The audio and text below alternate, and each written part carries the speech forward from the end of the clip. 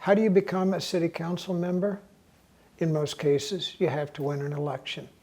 And if that's all you wanted to know, have a good day. If you'd like to know how to do that, stick with me because I got a lot of really good stuff to share.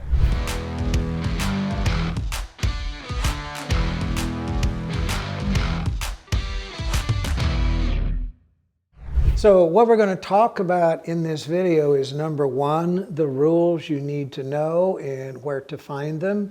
Second thing is how to put together a campaign. And number three, how to win an election. We're going to cover all three, so stick with me. Now, I say rules because here's the bottom line. The rules are written by the city in which you are running, and no two cities are exactly the same. Now, I can't possibly know what the rules are in your city, but I'm going to tell you the ones you need to know and where to find them. Let's start with basic rule number one. In most cities, you have to be at least 18 years old. In most jurisdictions, municipalities, you have to live in the city. Here's where it gets interesting.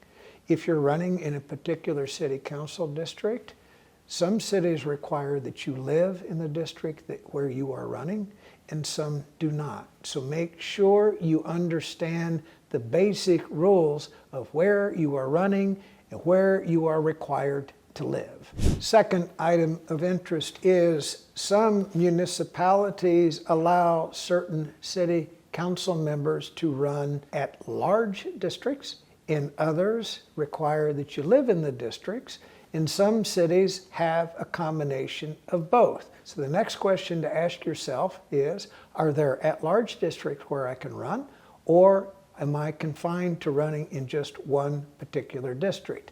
And in that case, where do you have to live? Third question you get an answer to is your city council race partisan or nonpartisan? And what do I mean by that? In partisan city council races, there will be a party designation next to your name. It's a cheat sheet for voters, a party designation, because Republicans tend to vote for Republicans and Democrats, Democrats. But if you're running in a nonpartisan race, all voters see is your name next to other candidates. That affects your strategy. So that's the third thing to find out about the rules in your municipality. Now, the second set of rules that are really relevant to your mission is, what does it take for you to get on the ballot? I'll give you one example in a city council race I was involved with this last year. The woman who was running discovered that, oh my God, I have to go out and get almost 2,000 signatures on a petition, and that petition can only be carried by members of my party, and only members of my party are allowed to sign that petition. And then I got to bundle all of these signatures up in a nice, neat, paginated conglomeration of paper and turn it in to a certain person at the Municipal Board of Elections. She wanted to pull her hair out because when she started her campaign, she had not bothered to check the rules. So that's why you want to know that at the outset. In some cities, you can get on the ballot just by asking that your name be put there. In other cities, it can be very, very complicated. In some cities, it's a combination of both signatures and a filing fee. Now, what's the point of mentioning these rules? It's because if you violate any of them, the laws have teeth. You're not going to get on the ballot. And if you can't get on the ballot, you're not going to win. Now, let's talk about where you find the rules. There are two or three places that you can look. One is in most cities, they publish this information on the city website. They make it easy for you to find the rules on how to get on the ballot and whether you are eligible. If you cannot find those, you either call the municipal clerk's office or the Board of Elections office in your city, and get a copy of the rules. If all else fails, try this. Go to ChatGPT.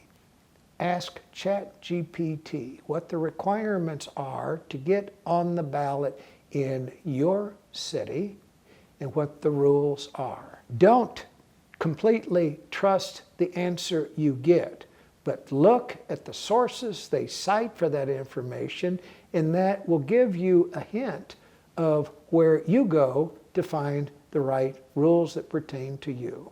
This is really important, and that's why I mentioned it first.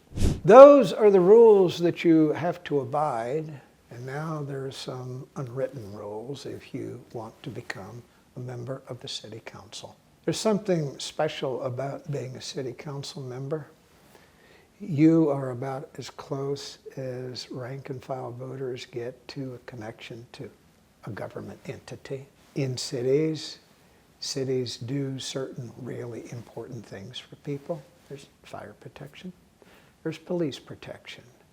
There are water lines that, in theory, deliver clean water. There's a sanitation system. There are parks. There are playgrounds. All of this stuff really affects people's quality of life. And I know it's common to say that it's easy for fools to get elected to public office in this day and age, but here's the truth.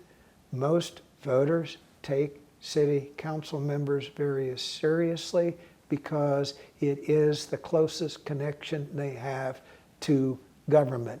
And when they have a need, a tree falls on their house, or their backyard floods, or there's crime going on in the neighborhood, they want somebody smart that they can get a hold of who's going to get it fixed.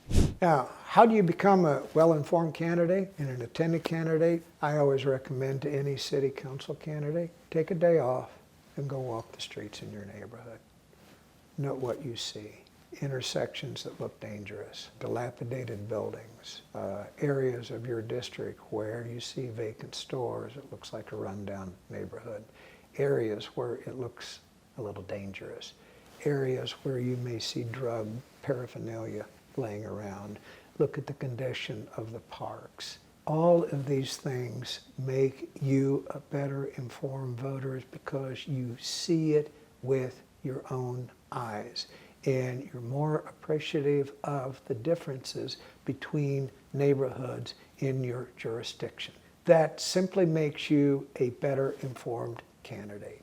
Number 2 is go talk to people in your city and in your city council district. People who serve in charitable causes or people who serve in civic organizations. Most of them help people in need, and they got a pretty good idea what the problems are. Maybe the president of the Rotary or the Kiwanis Club or the Lions Club, if you have it, maybe the chairman of the Chamber of Commerce or other civic, neighborhood, and community leaders that have a voice in your neighborhood. These are people who deal with everyday problems. And if you have a chat with them, you're going to have a better appreciation for what the problems are and a better idea on how to fix them. Third thing I'm going to mention here, if you want to be a member of the City Council, is take the time to be well read.